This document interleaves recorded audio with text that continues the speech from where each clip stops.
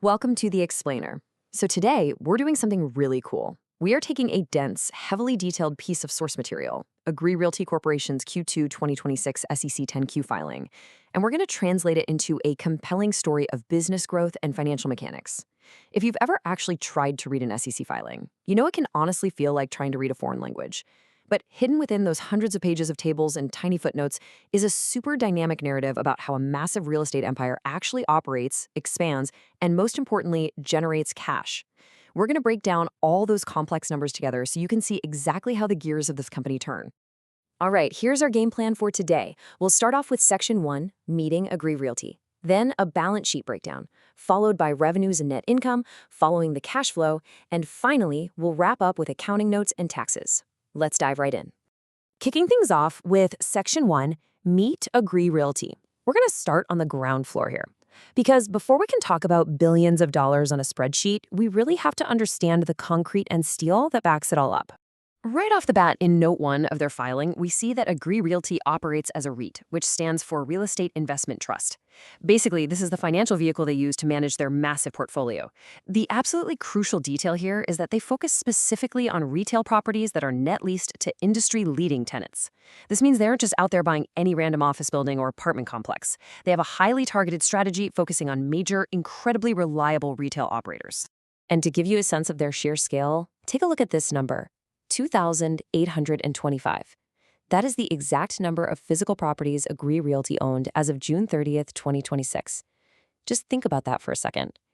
2,825 individual retail properties spread all across the map.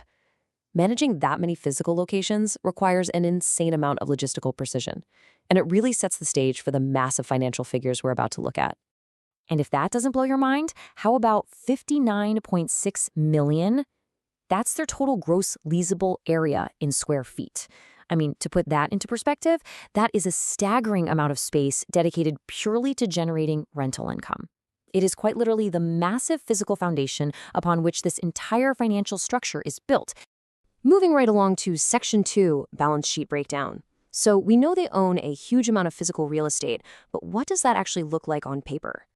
Okay, looking at the actual raw balance sheet straight from the SEC filing, yeah, it can be a little intimidating. It's basically a giant wall of numbers. But this is exactly where the magic happens. A balance sheet is just a snapshot in time of what a company owns, what it owes, and what is left over for the shareholders. So let's clear away the noise and pull out the actual story it's trying to tell us. If we zero in on the key metrics, we can see their real estate investments alone grew from $8.57 billion at the end of 2025 to $9.24 billion by the end of June 2026. That is just an enormous amount of capital being deployed into new properties in a very short 6-month window. Now, their liabilities, what they owe, like mortgages and unsecured loans, those grew as well, going from about $3.5 billion to over $4 billion. But the growth in their assets clearly outpaces the debt, showing us a really rapidly expanding portfolio. So what's the big takeaway here? It's this massive anchor number, $10.58 billion. That is their total assets as of June 30th, 2026, which is up from $9.79 billion just 6 months prior. When you remember those 2,825 physical properties we talked about earlier, this number suddenly makes perfect sense. This is the total calculated value of their entire real estate empire. All right, let's jump into Section 3, Revenues and Net Income. Having a $10 billion portfolio is fantastic, but how does that actually generate cash? A business has to bring in revenue, right? Here we have the statement of operations from the filing. And again, there's a ton going on here. Property expenses, real estate taxes, depreciation, the whole shebang. But let's cut through all that and extract the single most vital growth metric for any REIT, their rental income. And wow, look at this clear growth narrative. Back in the second quarter of 2025, they brought in $175.3 million in rental income. Fast forward exactly 1 year to Q2 2026, and that number surged to $204.9 million. That is a jump of nearly $30 million in quarterly rental income in just a single year. It's absolute proof that their strategy of aggressively acquiring properties is directly translating into top-line revenue growth. The buildings they're buying are successfully generating rent. Which brings us perfectly to Section 4, following the cash flow. They've got $10.5 billion in assets and growing revenues, but how much cash is actually moving through the door? As they say in finance, revenue is a theory, but cash is a fact. Let's look at the facts. To find those facts, we look at the cash flow statement. This is truly the lifeblood of a REIT. It strips away all that non-cash accounting magic, stuff like depreciation and amortization, and it just shows you the actual physical dollars changing hands.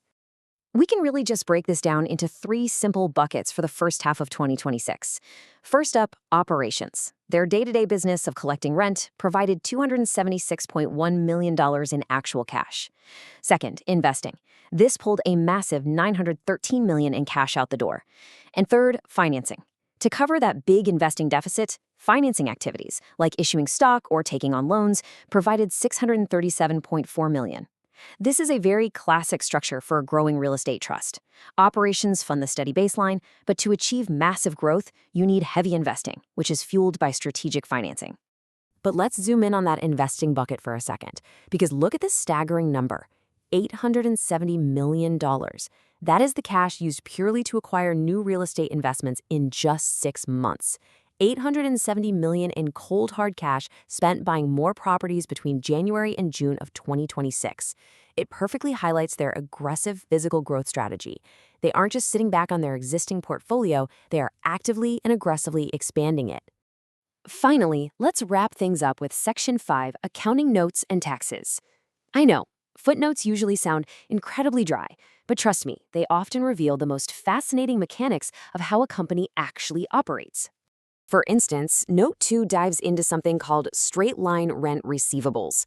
Now let's translate that financial jargon. Imagine a lease where the rent goes up a little bit every single year. Instead of recording low revenue now and high revenue later, accounting rules actually require them to average it out or straight-line it over the whole lease. This totally explains why they have a $103.6 million receivable asset on their balance sheet. It's essentially revenue they are legally required to claim on paper today for rent they haven't actually put into their pockets yet. It's a perfect example of why checking the cash flow statement is so absolutely crucial. Also buried in these notes are their revenue policies, which demand strict, non-stop evaluation of their tenants' payment histories and general economic health. And honestly, this is probably the most astonishing detail we found. Out of their entire massive portfolio of 2,825 physical properties, they currently have exactly one lease, literally just one, where they've had to completely write off the receivables because collection isn't probable. One bad apple out of nearly 3,000. That speaks volumes about how rigorous their tenant selection is and the stability of those industry-leading retail operators they target. The footnotes also give us a peek into how the legal and tax environment impacts their day-to-day. There's a specific shout-out to a legislative tax change, the very creatively named One Big Beautiful Bill Act that passed on July 4, 2025. This new law increased the asset limit for taxable REIT subsidiaries from 20% to 25% starting in 2026. Basically, this gave Agree Realty and trusts just like them significantly more breathing room to hold securities and do diverse activities within their taxable subsidiaries without risking their highly valuable overall REIT tax status. So we've seen the massive physical footprint, the towering $10.5 billion balance sheet, the surging rental income, and that super aggressive $870 million cash deployment for new acquisitions. As we wrap up this explainer, I want to leave you with this provocative thought. With such rapid physical expansion and almost unheard of near-perfect tenant reliability, how much bigger can Agree Realty's footprint realistically grow before market conditions inevitably force a change in their strategy? It's definitely a fascinating question to consider as you watch the real estate market going forward. Thanks so much for joining me on this deep dive into the numbers.